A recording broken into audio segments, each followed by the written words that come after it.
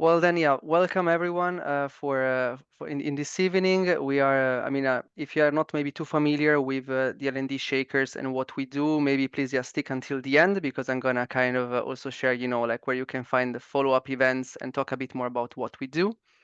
But overall, this session is part of this series called ID Power Hour, and tonight we are here with Brechje, like a strength coach and strategic consultant at the Rookie Minds. I really like the motto of the company you work for, Brechje, which is humanizing work, right? So they really focus on individuals and make them thrive. And so that's how we bridge into the topic of today, right? Because it's about an approach on focusing on how to develop further the strength of the people and, of course, how to identify them. And well, Brechje, I'm gonna give you the stage, and I hope actually everybody will enjoy this hour. Go ahead, Brechje. Perfect.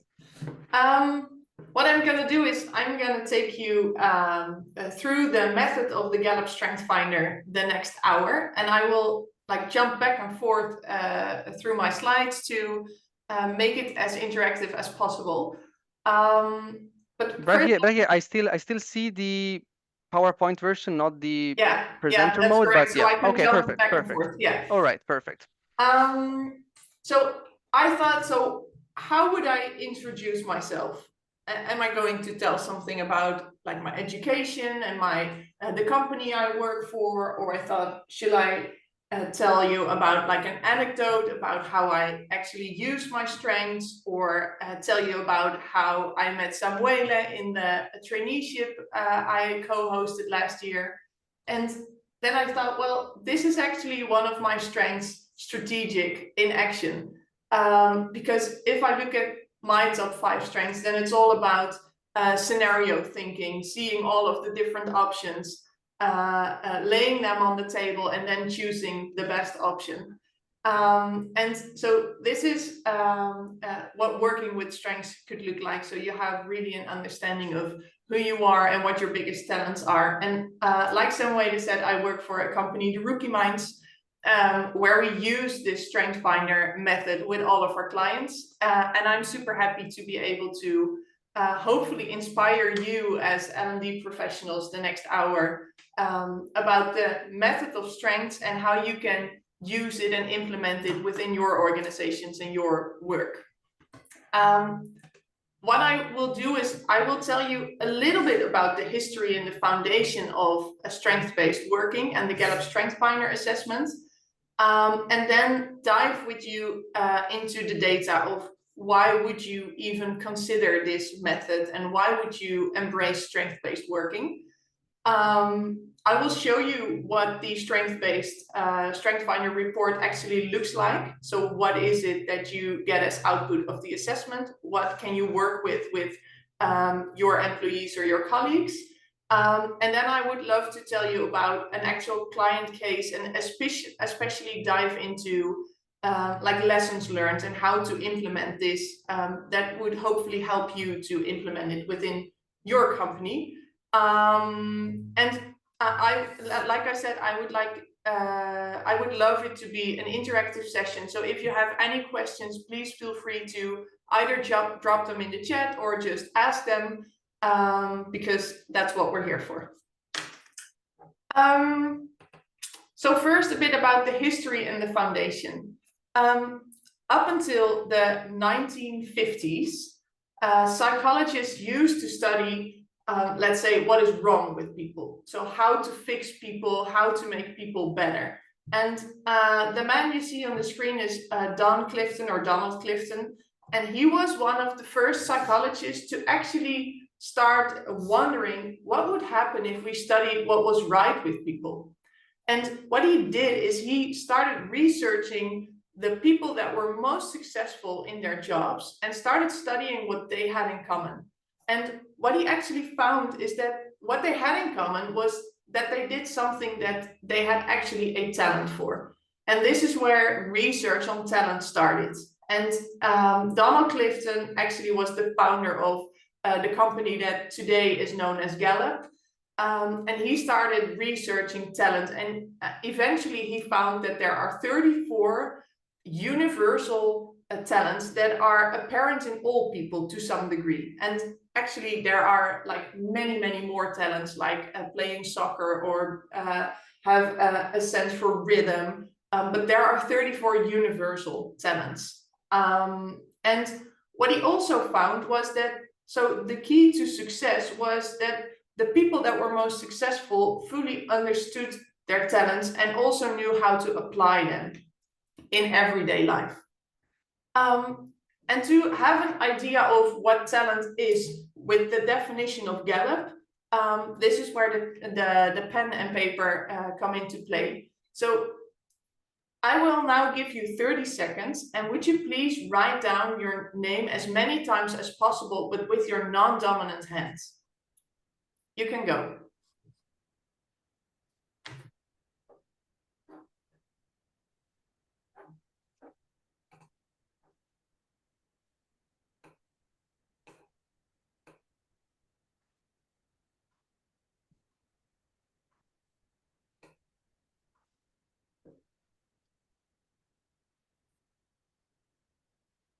Okay, so can someone maybe share to the screen? What does it look like?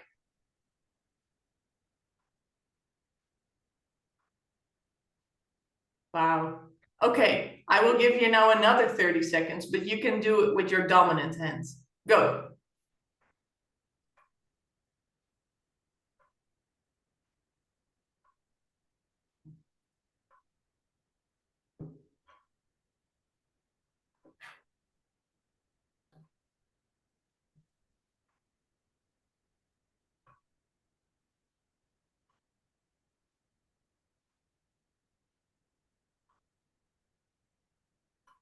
Okay.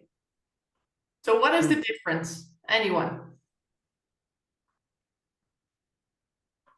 Well, I would say speed, definitely. Speed, yeah. Yeah, and I feel like I don't really have to think when I'm doing it with my dominant hand. Yeah, exactly. You don't have to think about it. And in terms of output, what does it look like? Looks a lot better with the dominant hand. It's a lot better, yeah. Yeah. It looks a lot better, and you probably have written your name a lot more. So when translating this to what is the definition of talent, talent is something that you naturally do. You indeed, like Corey said, you don't have to think about it. It is natural to you. And it's not only natural, but the result is very productive or very beautiful, or it's something that you are really good at. And so here's where Gallup differs from other well-known assessments like DISC or management drives. It does not only look at behavior, but talent in terms of Gallup also says something about the way you perceive the world, so patterns of thought and needs. So this Gallup StrengthsFinder report is a very comprehensive report. That you can really use in organizations and with individuals to gain a lot of insight about yourself. And this is where the data comes into play. So why would you use working from strengths or working with talents? Well, these are the data, and you can maybe let this sink in. So globally, 23% of all employees report feeling engaged at work. And Europe is last, with only 13% of employees feeling engaged. And actually, these are the data from last year, and I just came out of a webinar where they shared with us the results of this year's reports, which will be out in a couple of days, and the numbers actually dropped. So it has gotten worse last year. So what do you think of these numbers? Did you actually know it was this low? No? Well, this creates some sense of urgency. And then there's another one. Globally, 52% of all employees report that they are actively seeking for a new job. And this is not exclusive to the people that work from home all the time, so that they maybe like lack of connection with colleagues, this is valid for either hybrid, on-site, exclusively remote jobs. It's a sign that people are feeling disengaged at work. And then how does this link to strength-based working? Well, research shown, and this is consistent with all of the research that Gallup has done in the couple of decades behind us, that people who focus on using their strengths not only maximize their potential, but they are also reporting a greater productivity. Teams that use their strengths and leverage their strengths purposely, they are more profitable than teams that don't. And furthermore, people that work from their strengths look forward to going to work. They have more positive than negative interactions with co-workers. They tend to treat customers better. They tell their friends they work for a great company. They report 6 times as often that they have a great quality of life. So this working from strengths and being able to use your talents every day, it goes way beyond work only. It leads to you reporting a better quality of life. So maybe let that sink in for a second. The impact of working from strengths is huge. And so this maybe answers the question already a little bit. So why would you work from strengths? Because it only has upsides, I would say. And then there's another interesting fact, because of all variance in engagement, 17% is directly related to the manager. That's a lot. So this really places emphasis on the role of the manager. In fact, and this is what is shown in the most recent research of Gallup as well, they told this in the webinar like an hour ago, is that when you look at the engagement score of the manager, this directly translates to the engagement score of the team. So the more the manager is able to work from the strength zone, the more engaged their team members will come. Right. So up until now, do you have any questions or thoughts?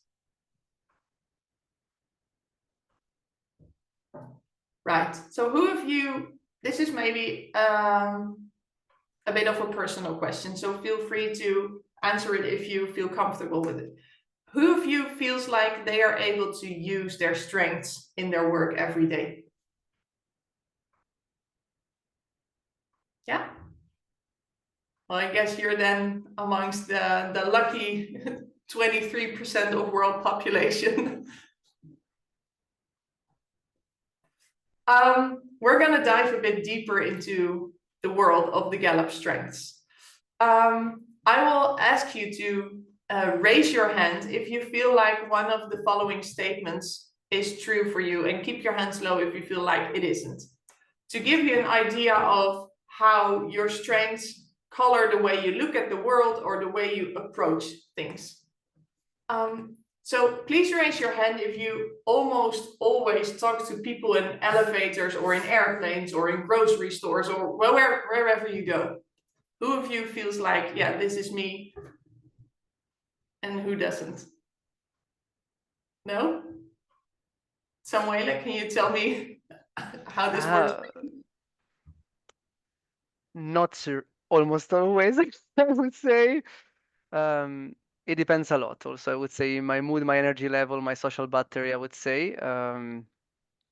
But no, I don't necessarily kind of start conversation with like complete strangers, even though, yeah, maybe it should be like, because I'm Italian and we kind of chat a lot, but no, it's not, I think.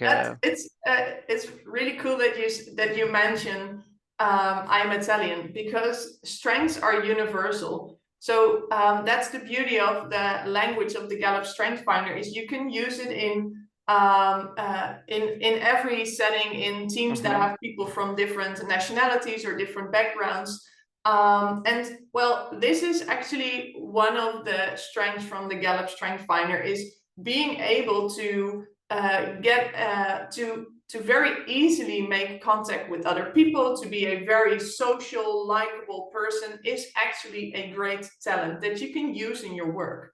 And you can see this talent in action, for example, with people talking to strangers and really enjoying getting to know new people. Let's dive into another one. So who of you has a color-coded or otherwise organized closet? Sarah and Vanessa and Samuel. So Sarah, what does your closet look like? Is it based on color or? It's kind of a double thing. So there's color, but then also I'll try to keep short sleeves next to each other, long sleeves next to each other, maybe like personal clothes on one side, work clothes on another. Yeah.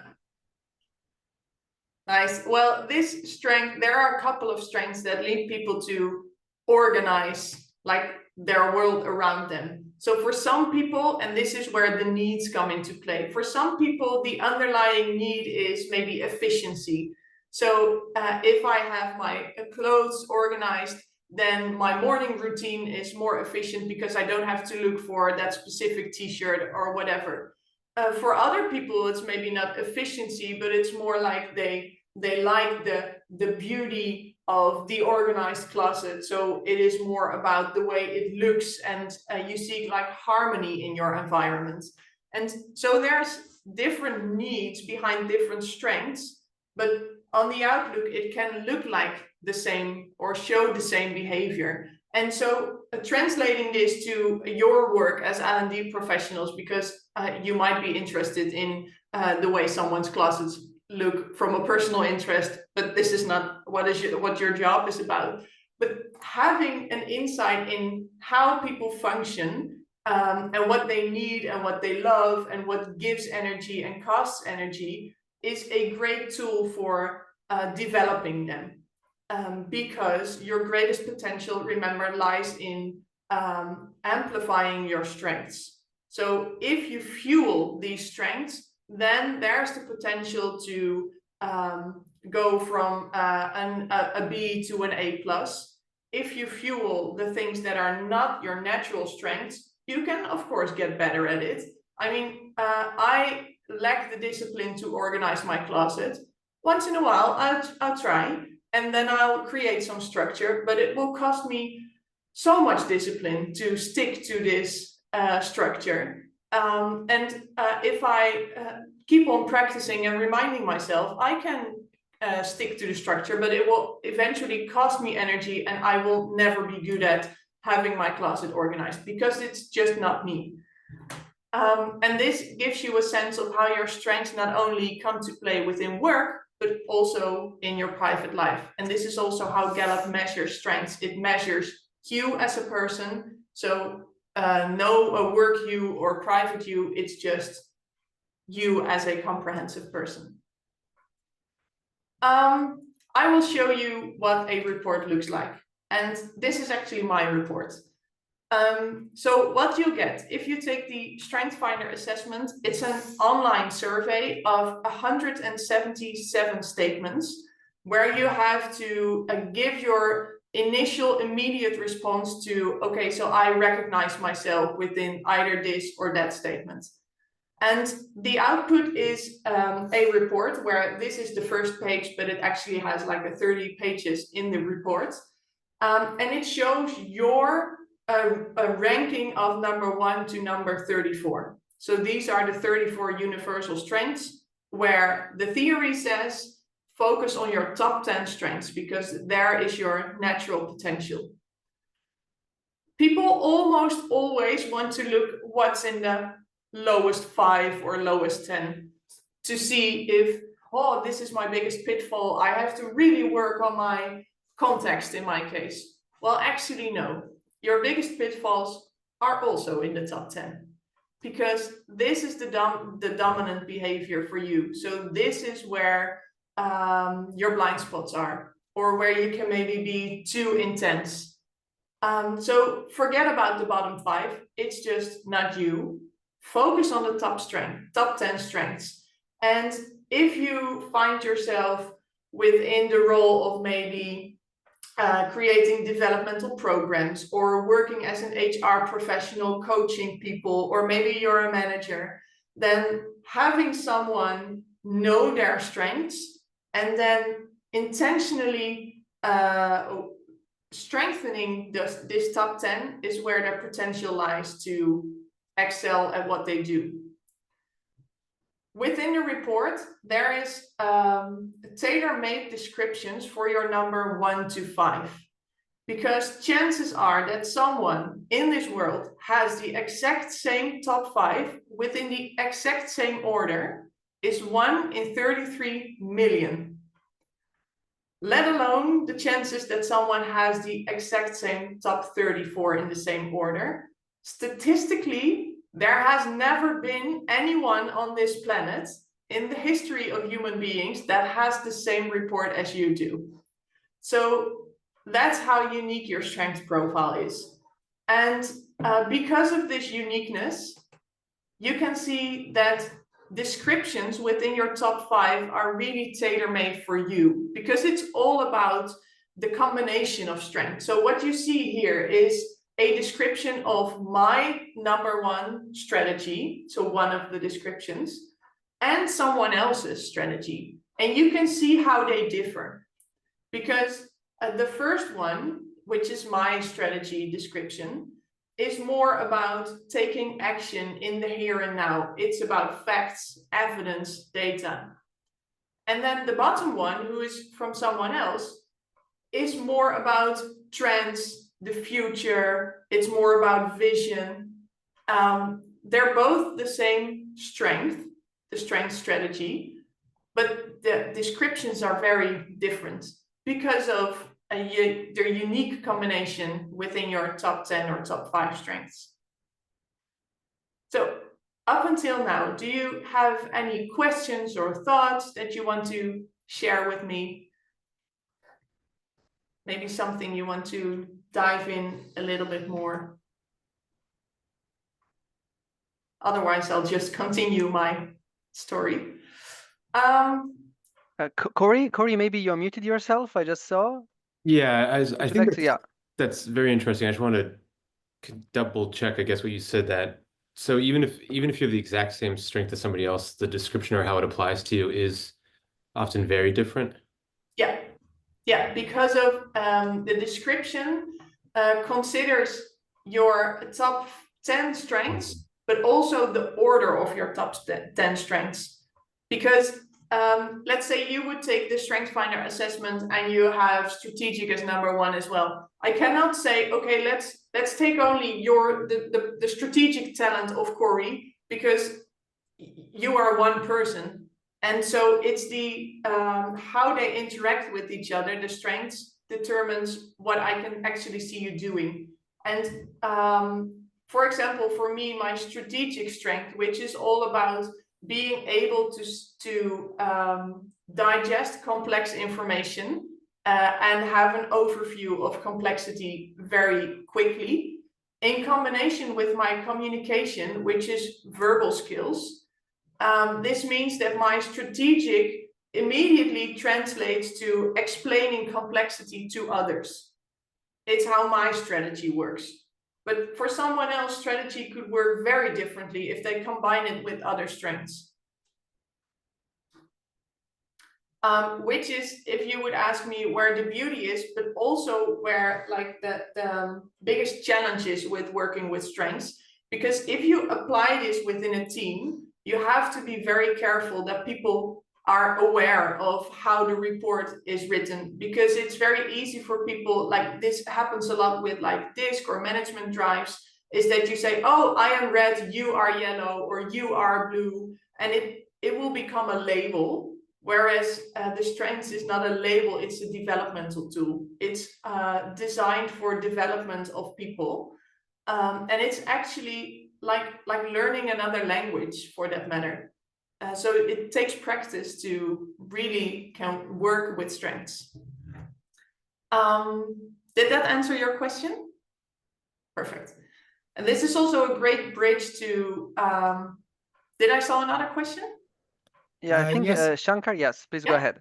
I'm just checking, I may have not quite grasped something, but is this like the strengths as I see myself, or the strengths as they are deployed? Right. That's a great question. This is your potential. So a strength requires training to translate into something that you're actually doing. So let's give you a metaphor. We all know Ronaldo, and he has a talent for playing soccer. But if he wouldn't have trained so much, he would have never gotten this far. If I would have trained as much as he did, I would never meet him at his level. So your top 10 is your potential. It doesn't say anything about how much you have trained this talent. So it could be that you are much better in your number one talent than I am in mine, because you have trained it more than I did. And then what strengths measure, it's a test where you fill in if you recognize yourself within certain statements. So it's like a self-description, but having said that, you will get descriptions where sometimes they are presented like as opposites, but sometimes they're not opposites. And it's on purpose to actually also measure the way in which you answer. So it measures, okay, so if I give you two things that are not opposites, so how long will it take before you make a decision? And so are you consistent in answering? So it's it has like a check, double check system within it. And what Gallup also did is they did a lot of research on how consistent is this profile over time. Because if you are used with working with DISC, for example, this is valid for, I think, out of the top of my head, 2 or 3 years, because it measures behavior and behavior can change. And what they found with the strengths profile is from, let's say, your mid-20s, your top 10 remains quite consistent. And the older you get, the more consistent it becomes. And this is because talent, it's the nature-nurture discussion, has a great deal of nature in it. And the older you get, the more, let's say, stable your personality will get, and the less it will change. What can change is the order of your top 10, dependent on what you are now fueling most or paying attention to most within your job. Does that answer your question? Perfect. When working with strengths, Gallup calls this a very simple process: name it, claim it, aim it. What this means is, step 1, this has to do with the learning a new language, is making sure that everyone really understands the meaning of their strengths. It's a big deal of definitions. So the 34 strengths, they all have a definition that can sometimes look similar to other talent assessments, but are a bit different. So name it always after someone has taken the assessment. Make sure to have a one-on-one coach call to really understand your report and start working with the new language. What you can then do as an individual, but also as a team, is to really start embracing these talents. So what you're doing is you're actively reflecting on, okay, so where do I see myself using these strengths? Where do I recognize my talents? And let's really claim, okay, so this is my top 10. Having a sense for this represents who I am and what I bring as a value. And once you have gotten to that stage, you can purposely aim your strengths towards goals. So the StrengthsFinder assessment is meant as a developmental tool. That's how Gallup frames the talent assessment. So it's not just for purpose of getting to know yourself. The purpose is actually reaching goals. So if you aim your talents towards your goals, you will be more successful, happier in life, thriving, etc. All of the statistics I just told you about. And this 3-step process, it sounds easy, but it will cost you a year when implementing this within an organization. So to really grasp the new language, to have a sense for, I know my strengths, I know your strengths as my colleague, and together we're putting our strengths to action towards our goals. And that brings me to the topic of maybe diving into a client case with you. I have 2 options for you. I can tell you about a case where we work for a law firm and we have used the StrengthsFinder method to have a developmental program for lawyers. Or I can tell you a bit more about a childcare company where we use the StrengthsFinder method within the leadership team for purpose of strategy development. So if you hear this, do you have a preference? No? Well, then I think we can pick your preference, Brechje. All right, then I'll go with the law firm, but maybe I'll drop in something about the childcare company as well. Okay, so there's a law firm. It's located in the Netherlands. It has around 25 employees, half of which are lawyers. And this law firm wants to be the best employer in their field of expertise. So it's very common for Dutch law firms to want to become, let's say, the biggest or the best known law firm, but they want to be the best employer. They have like a vision around how lawyers should work from passion and from talent. So this is already a great link with the Gallup StrengthsFinder. We from the Rookie Minds were hired to help them with creating a developmental program for lawyers in which they develop a lawyer that comes from law school and that has learned all of the law firm skills, etc. But oftentimes they didn't have a sense for their authentic selves. So the big question is, what kind of lawyer do I want to be? And our challenge was to develop a developmental program. And what we actually found is they didn't want to use the StrengthsFinder right from the beginning.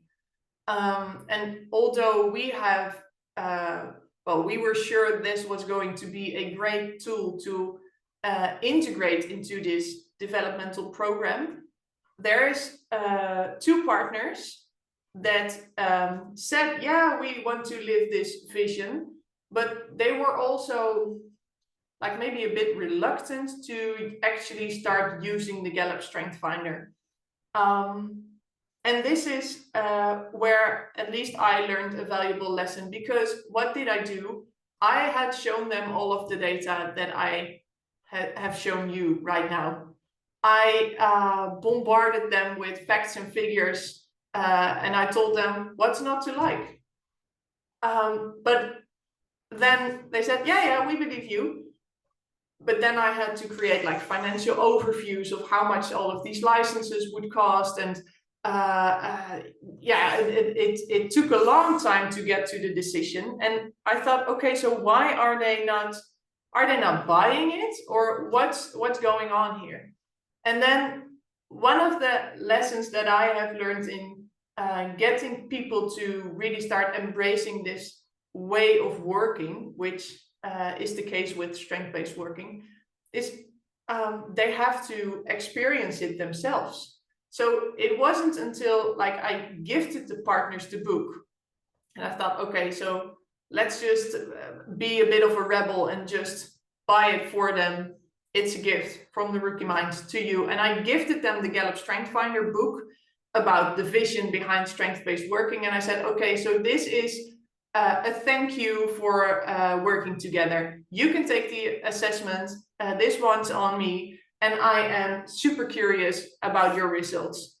And what then happened is that they experienced themselves what it was to see their strengths listed from 1 to 10 and to really start talking about it together with me about what it is like to really use your strengths and being able to choose for the things that you are naturally good at and to choose to partner up with someone for the tasks and responsibilities that are not in your natural talent zone. And it wasn't until they had this own experience that they really started falling in love with the idea of strength-based working.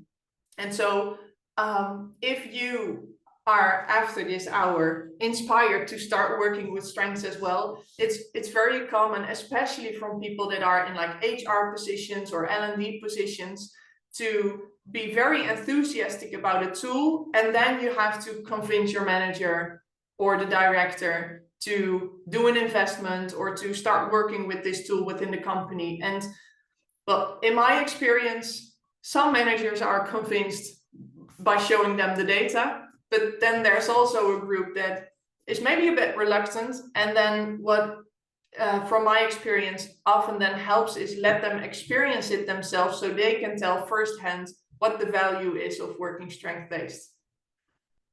And then back to the law firm, we started doing the strengths assessment with every lawyer. This was the first step in the development program. And so they all took the assessment, they all had the one-on-one coaching call, the name it part, where I had a deep dive with them into the report. And the next step was to do this same deep dive, but then within the team, to really get to know each other's strengths.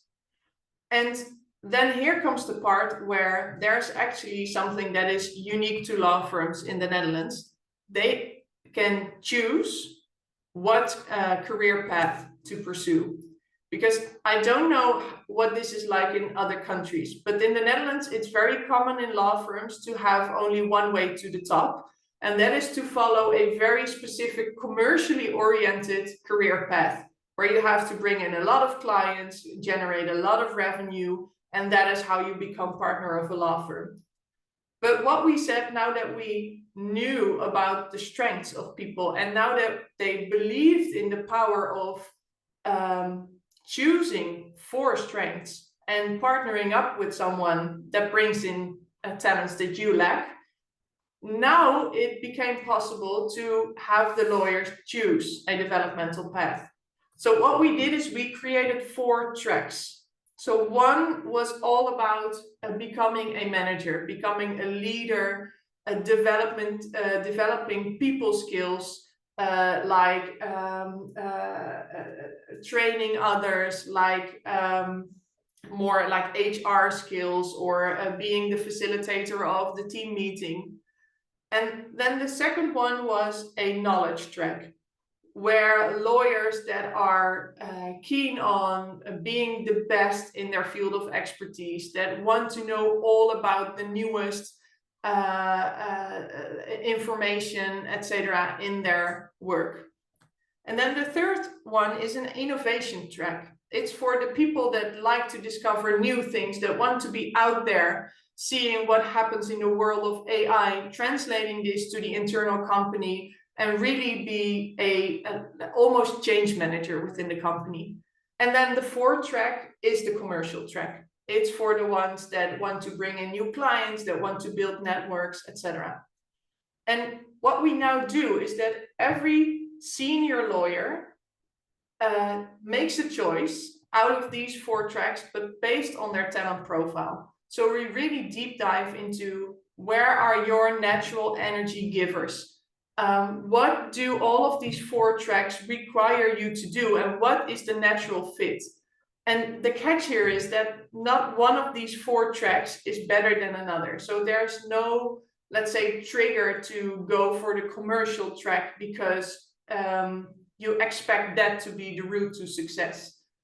And here's then another lesson that we learned over the years when working with companies that embrace the strength-based method, is that this only works when you have support from key positions. Because you can imagine if we would develop these 4 tracks for the lawyers, but then the partners secretly prefer the commercial track over the other 3 tracks, then people are not stupid. They're gonna sense and they're gonna feel this. So if you really, really want to work strength-based, it means being open to dividing the work in different ways, to promote in different ways, not based on, let's say, company tenure, but based on potential. And this will only really work if key positions embrace this way of thinking. So that is where you can maybe conclude that the strength-based method is, for one, it is an assessment, but it is also like a whole new mindset that you can embrace as an individual, but as a team and a company as well.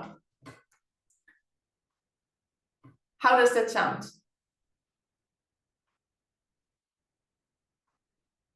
I see a lot of smiling. I see also like some people nodding, so Yeah. I think it resonates. I think it resonates. I can maybe show you something that we do within companies that embrace the talent way working. What you see here, and this is where I'm gonna pull from the childcare company case as well. We used the Gallup StrengthsFinder with the leadership team because the childcare company, they faced a very big challenge. It was past COVID. During COVID, a lot of childcare locations and companies have been closed. So this company was in struggle and they had to like reinvent themselves to become future-proof again. And what we did with this leadership team is we said, okay, well, if you have to define the strategy as a leadership team, then it is super important that you use all of the power you have within the team. So you have to optimize your potential to create the best strategy possible. So we actually didn't start with the strategy. We started with doing the StrengthsFinder assessment within the leadership team and seeing, okay, so who are you as a team? Who is the best in communicating the strategy to the people and engaging the employees? Who is best in imagining the future? Who is best in bringing in innovative ideas so that we can all of the pieces of the puzzle and put them together? And so right after leadership team had taken this assessment, they wanted to communicate to the company, this is where we stand for as a leadership team. And I have talked a great deal about using the strength assessment as an individual, but what you can do, and I'll show you this one, is create team grids like these. And I have now anonymized this for purpose of sharing. But on the horizontal rows, it's the top 10 of one person. And then on the vertical columns, you can see the 34 strengths. And what you can see then as a team is sometimes teams are really heavily on talents that are in the executing domain, which means that this team is really good at getting work done. But maybe they don't have so much talents in the relationship building domain, which means they are maybe struggling with connecting to people. And so if you know the distribution of your strengths as a team, you can say something about what kind of team are we? So where as a group do we excel in, and where do we maybe need some help from others, or where do we maybe need to stretch ourselves? And so once you have created this team grid, and we did this with the childcare company leadership team, you can create what we call a manifesto. And what you then do, or what we do, is take the top 5 of the team, so their common top 5 strengths, and then translate this into, okay, so this is how we work. So to give you a specific example, let's say we've talked a bit about strategy today. Let's say this team has strategy as their number 1 strength. The team could say, okay, so we as a team always look for the best option out of all options that are there. We are great in navigating through complexity. And so you create like this manifesto of what kind of team are we? And this is what we did with the leadership team from the childcare company. We created a manifesto based on their strengths profile, had it visualized, and this was actually a piece of art in their canteen. So all of the employees could see, okay, so this is what we can count on for our leadership team. And this was also the foundation of how they started to look at their company through the talent frame. So a company that was struggling financially because of COVID, but looking at this challenge from a people perspective. So what kind of talents do we have in the organization? And we asked them one question that has proven to be a very powerful question that you can maybe even start asking within your own companies is, what would we do differently if we truly embraced a talent culture, or if we would truly look from the lens of potential and talent instead of from the lens of job descriptions or company tenure? And this question requires real honesty, and it can be a very vulnerable question, because if you really give this question some thought, then you maybe find yourselves concluding, okay, then if we would truly do this, then maybe our onboarding process would be a bit different. Or so maybe our performance evaluation cycle is still based on where you can improve on, and doesn't put that much emphasis on what you are already very great at and can do even better. Or so maybe our employee development programs, they are a one-size-fits-all, where we try to teach everyone the same set of skills, where we can maybe make it a bit more tailor-made towards talent and potential. Or do we promote maybe based on company tenure, or based on resume and past experience? Or do we promote based on what does this job require and who has the best talents for it? And this is where you go from taking the StrengthsFinder assessment as an individual development tool towards diving into the mindset that it also is, and embracing this mindset of talent and potential, and then reflecting on the whole company, or maybe on a smaller scale, your whole team that you work with. If you let this sink in, would there be anything, if you can change something in the company tomorrow, let's say onboarding or performance evaluation or developmental program, or the way you promote, what would you then change as a first?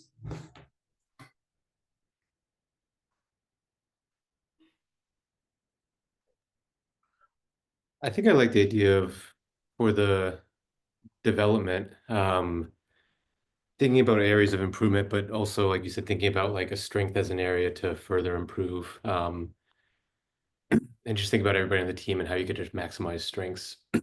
Yeah. And it's funny because this already starts like when in preliminary school and in high school, because we are so almost brainwashed to focus on getting better at the courses that you have the lowest score for. So if you're not good at math, oh, you can put extra effort in math to become better at it. It's how the whole system works. But what if you would stop focus on what you're not good at and start focusing on what you are already good at, because this is the potential to excel. And this is also, well, a lot of companies do this within their performance evaluation cycles, but also in development programs, where you have this generic set of skills where all managers are being taught the same skills. Whereas based on your talent profile, if you want to have like authentic leadership, the way I do these performance evaluation conversations, with my team members would completely differ from the way, let's say, Samuela would do these conversations, because we are using different strengths. But I think also can add something there. I was thinking like indeed for the employee development programs that indeed maybe knowing indeed like your strengths and also the one of your team could maybe lead to much more informed decisions also maybe when you set your task and targets for the year, because indeed also there you might need to touch upon some more soft skills and areas that actually you might want to develop into. And so I really see it actually fitting also there.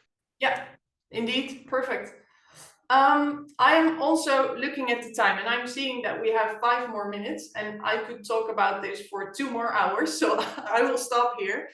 I guess Samuela is sharing 2 links with you in the chat. So one of the links is to the Global State of the Workplace report from Gallup. It's where I have drawn the data and the statistics from. And this is the 2024 report. And within a couple of days or maybe 2-3 weeks, the newest report will come out. You can reach it via the same link. And the other link Samuela will share is to the page where you can read more about the Gallup StrengthsFinder assessment and you can actually take the assessment for yourselves. And what I would always recommend is to, you can just purchase a license and take the assessment from home. It's an online survey. Just make sure to be in a place where you can work quietly for 45 minutes. I would always advise to contact one of the Gallup StrengthsFinder coaches. There's a coaching directory on the website of Gallup where all strengths coaches worldwide are listed, so you can find one that is within your neighborhood or speaks your native language, and to have a one-on-one coach call to really discuss your report, to make sure you really understand the name it part, so really understand what's in your report. And when you want to do this with, let's say, your team or maybe the client you're working from, you can always purchase license via the same link for others as well, and distribute them within the company or amongst your colleagues. And there's also on the website of Gallup, there's a lots of information, reports, and they have like a YouTube channel with short videos about each and every strength. So if you have one of the learner strengths or the input strengths and you like to digest new information, then I would say go loose. There's lots of it. And if you want to have an additional chat with me about it, you now know that I'm a StrengthsFinder fanatic. So I'm always up for having a chat or answering more questions. I think let's check if there are any more questions, and otherwise I'll hand it back over to you, Samuela. Sure. Like, I don't know, like if you need maybe someone has kind of some final comment, question, or maybe just like curiosity.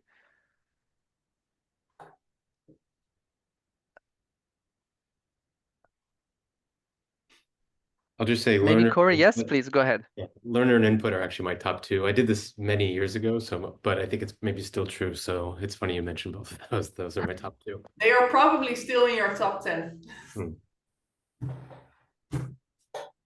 Well then, Brechje, thank you very much. I mean, I'm inspired. And I think like also like the people that stayed until the end, and then I'm gonna share the link also with Vanessa that indeed like had to leave earlier. Yeah, thank you very much. Also, all the links will be again attached to the YouTube video, so you can all find the information again. And given that indeed like I'm part of the L&D Shakers, this kind of global volunteer-led community around the learning and development, the last link I'm sharing with you today is about where you can find future events online or also like in local hubs, depending on where you are. And thank you very much for being here, Sarah, Corey, Shankar, and Katie. And I wish you like a lovely evening.